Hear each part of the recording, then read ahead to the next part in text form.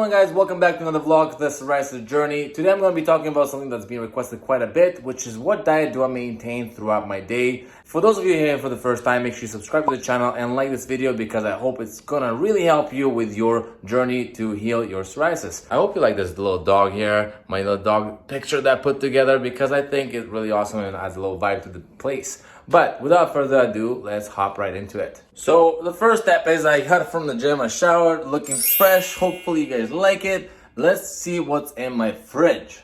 It's pretty sad in there, although I did get some delivery coming. So the fridge has some food in it. So first and foremost, you're probably gonna notice the sauce.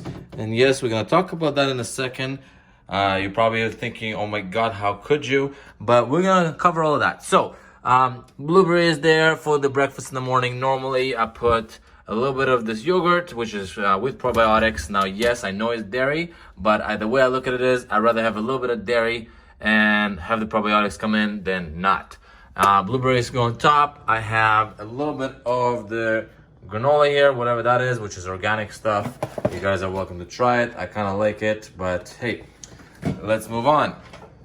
So right now what I'm about to make, or what I already made earlier, was a little bit of the ground chicken, which I made into a little cutlet, which I'll show you in a second.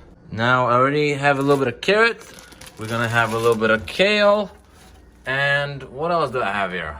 I used to have a little bit of mushroom here, white mushroom, but I don't have it anymore. So that's what we're gonna work with. So we need the kale, the carrots, and the pre-made cutlets. Now, of course, we need some pasta. I need some, some carbs in my body. I can't just eat meat and salads. And for sure, it's gonna be gluten-free pasta, so not a big deal there at all. That goes on.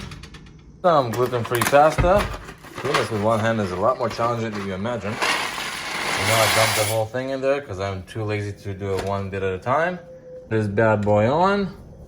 And let's stir that up. Now, I'm not about to teach you how to cook here. That's not the point. But I wanted to show you what's in this box as well. It's just a little ground beef that had a little, or ground chicken more like, that had some egg on it and some gluten-free flour and a little bit of cauliflower that I put in this little thing to steam it for about 10 minutes. Because when you steam, it becomes a little bit easier in the digestion system. Now, very simple. I just cut up my kale a little bit. I cut up the carrots. Normally, if I have anything else, I'll add that in there. And I do believe I have an avocado that I can eat as well to fill up a little bit more. And perfect. Now I have the entire meal covered. This is what the plate starts to look like. Slowly before I cut it up, of course, we throw one to Bamba. Bamba, you want one? Oh, he's confused. What the hell are you showing me? While the pasta is cooking, I just cut things up. This is very straightforward, very simple. As you can see, I already had most of the stuff pre-made because when I make food, I make it for several days or several meals, so to speak. That pasta bowl in the back there, that should be enough for probably 3 or 4 meals. This salad is all cut up. Bamba seems to be eating his carrot. Back to work. Keep it nice and simple because I don't like to cook a lot and my plate is already taking some shape in there. The pasta is boiling on this side, so everything is getting prepared. And while it looks like a lot of work maybe for some of you, for me it's super simple and I get it done because let alone it's healthy, it's also going to fill me up right now and I know I'm not going to be hungry for the next couple hours at least. And after working out especially, you know how hungry you can get. Make sure that you don't just grab some snacks because once you get in that habit of doing that, it continues to do that way. For me, I know I need to eat, so I make myself the food. If it's pre-made already, even better. And it helps right away. I avoid any snacks really. And the best way to do it is don't get snacks. You just won't have them and then you can't reach out for them. Now, I want to touch base on the fact that I had that dairy yogurt and I had that sauce that I will be applying to the pasta.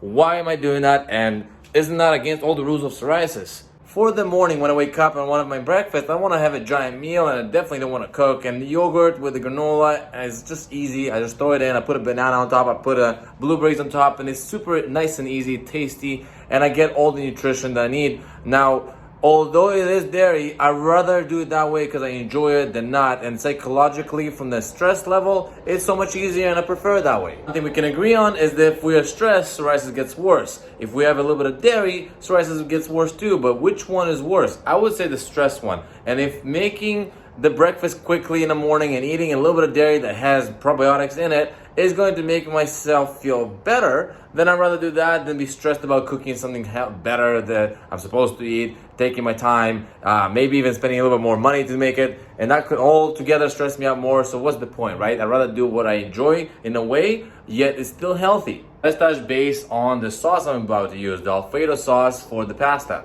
I don't normally do it. I don't normally put any sauces really on anything. Matter of fact, I could eat this meal the way it is without any sauces, without any extras. But I decided to, you know what? I once in a while can enjoy something too. And 10%, remember we talked about it many times. 90% of the time you do everything correct. 10% you can do whatever you want. That sauce doesn't even apply in 10% at this point. It's probably like 1%. So I'm gonna put maybe less than a spoon, maybe like a teaspoon of this sauce into my pasta just to get the flavor, and that's about it. Not a big deal. My psoriasis is not getting affected by it. As a matter of fact, I'm fresh out of the shower, and that's when really things come out, and this is probably the worst I have right now. I'll show you a little bit of my legs too. This is probably, here, let me go into lighting. This is probably the worst I have it on my legs right now. This is, yeah, it's okay. It looks a lot worse in the video than it probably is, but that's kind of what my psoriasis looks like. From far away, you probably couldn't even tell I have it. This is what my body, like my shoulders, again, on the video with the lighting, it looks a lot worse than it is. A little bit here. But at the end of the day, it's under control. If I went far away, you wouldn't even be able to tell I have it. Like if you get really close to me, you can tell. And the thing is, I maintain it by having the proper food and eating well all the time like this. And therefore, my psoriasis is under control. Pasta is ready, so we're gonna pour that right into the strainer. Oh man, it's hot. Oh shit, it's hot. Okay, there you go. There you go. Ready for the scariest thing ever for our psoriasis lovers? Are you guys ready for this? Let's pour that in there. Oh, that looks good. I'm gonna keep a little bit for next time. There it is.